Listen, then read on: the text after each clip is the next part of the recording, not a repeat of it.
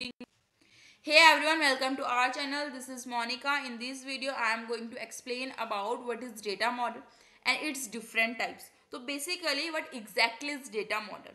So think like it is a blueprint. इसे मान लो कि एक ऐसा एक blueprint की तरह है, रोड मैप की तरह है, जो हेल्प करने वाला है डेटा को ऑर्गेनाइज करने में और इंस्ट्रक्ट करने में एक मीनिंगफुल वे में.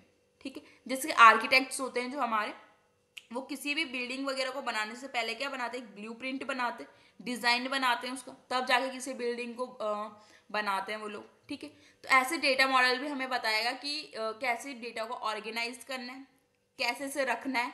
ठीक है, एक मीनिंगफुल वे में इसे कैसे रखना है. तो ये थोड़ा ओवरव्यू ले लिया. अब इसको थोड़ा डिटेल में देखते हैं कि डेटा मॉडल एग्जैक्टली होता क्या और ये करता क्या और इसके टाइप्स क्या क्या. तो डेटा मॉडल बताता है, डिस्क्राइब करता है कि डेटा का एक लॉजिकल स्ट्रक्चर को कैसे रिप्रेजेंट करना है. ठीक है, ये डिस्क्राइब करता है डेटाबेस को डेटा एब्स्ट्रैक्शन के हर लेवल पे. अब what is data abstraction? Data abstraction it means hiding unnecessary data from the end user.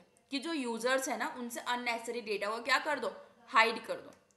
Suppose करो कोई भी एप्लीकेशन हम लोग यूज करें, लाइक कोई ऐप ही हम लोग यूज करें, तो उस ऐप को बनाने में कोडिंग लगी होगी, कितना कोड लगा होगा. अपडेट अब यूजर को थोड़ी मतलब है इससे कि कितना कोड यूज हुआ है, उन्हें तो सिर्फ यूज करने से मतलब है.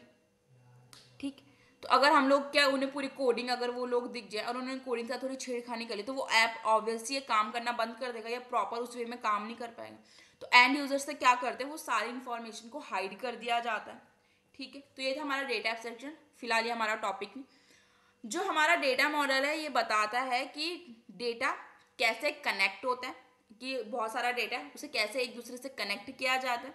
ठीक है, और कैसे वो सिस्टम के अंदर क्या हो रहा है, प्रोसीड होगा, कैसे काम करेगा. ये था हमारा डेटा मॉडल. अब इसके टाइप्स देख लेते हैं. तो पहले टाइप का जो हमारा डेटा मॉडल है वो है रिलेशनल डेटा मॉडल. ठीक है, जो रिलेशनल डेटा मॉडल है इसमें डेटा को रिप्रेजेंट किया जाता है सिर्फ टेबल में, टेबल की फॉर्म में, जिसमें हम डेटा को क्या करते हैं, रिप्रेजेंट करते हैं. वो है हमारा रिलेशनल डेटा मॉडल. ठीक है, ये डेटा जो ये हमारा रिलेशनल डेटा मॉडल है, ये सिर्फ डेटा के साथ ही काम करता है, इसको फिजिकल स्ट्रक्चर से कोई लेना देना नहीं है. ठीक है, ये इंफॉर्मेशन प्रोवाइड कराता है हमें मीटा डेटा से. ठीक है, मीटा डेटा से हमें क्या कराता है, इंफॉर्मेशन प्रोवाइड करवाता है. मीटा डेटा आपने देखा होगा अभी जब हम लोग व्हाट्सअप काफ़ी टाइम पहले मेटा डेटा लिखा हुआ आ रहा था, और फेसबुक में भी मेटा डेटा लिखा हुआ आता है, इंस्टा वगैरह में मेटा डेटा लिखा हुआ आता है. तो एक सेपरेट टॉपिक है बेसिकली, तो हम इसे बाद में देखेंगे. जो हमारा रिलेशनल डेटा मॉडल है हमारा रियल वर्ल्ड एप्लीकेशन में यूज होता है, लाइक ओरेकल, एसक्यूएल एक लैंग्वेज है. ठीक, तो इनमें क्या होता है, ये रिलेशनल डेटा मॉडल का यूज होता है. और जो ये मॉडल है ये इंडिपेंडेंट होता है, इट प्रोवाइड डेटा इंडिपेंडेंसी भी प्रोवाइड करवाता है. ठीक है, अब देखते हैं नेक्स्ट टाइप ऑफ जो है हमारा एआर मॉडल, यानी एंटिटी रिलेशनशिप मॉडल है हमारा. ये हाई कॉन्सेप्चुअल है और हाई लेवल कॉन्सेप्चुअल मॉडल है हमारा. ठीक है, बेसिकली ये उन लोगों के लिए होता है जिनको डेटाबेस को इम्प्लीमेंट करना नहीं आता, कि डेटाबेस को क्या करना है, कैसे इम्प्लीमेंट करना है, ये उनके लिए होता है, वैसे उन लोगों के लिए होता है. ये बता जिन्हें मतलब लैंग्वेज वगैरह में प्रॉब्लम होती है, जिन्हें एसक्यूएल या ओरेकल लैंग्वेज नहीं आती, बेसिकली एआर मॉडल उन लोगों के लिए होता है. ठीक है, जिनको डेटाबेस का इम्प्लीमेंट करने में प्रॉब्लम होती है. ये कलेक्शन होता है एंटिटीज का, और ये डिस्क्राइब करता है उनके बीच में, डिफरेंट एंटिटीज के बीच में रिलेशन को. ठीक है, जैसे मैंने अभी बोला था एंटिटी रिलेशनशिप डायग्राम, तो एंटिटीज के बीच में क्या कर रही है, रिलेशन को डिस्क्राइब कर रहा है. ठीक है, AI model does not define dependency. ये डिपेंडेंसीज को डिफाइन नहीं करता. एआर मॉडल हमारा क्या नहीं करता, डिपेंडेंस को क्या नहीं करता, डिफाइन नहीं करता. एआर मॉडल बहुत ज़्यादा यूजफुल होता है कब, जब हम किसी भी प्रोजेक्ट के इनिशियल प्लानिंग कर रहे हो, ठीक है, या उसका क्या कर रहे हो, डिजाइन बना रहे हो, तब जाके एआर मॉडल का यूज होता है मोस्टली. अब जो हमारा नेक्स्ट टाइप का जो हमारा मॉडल है वो है ऑब्जेक्ट बेस्ड डेटा मॉडल. ठीक है, ये एक एक्सटेंशन डेटा मॉडल भी है, नोटेशन, फंक्शन और इनकैप्सुलेशन के लिए. ठीक है, ऑब्जेक्ट आइडेंटिटी एज वेल, ये एक एक्सटेंशन की तरह इसका यूज होता है डेटा मॉडल का.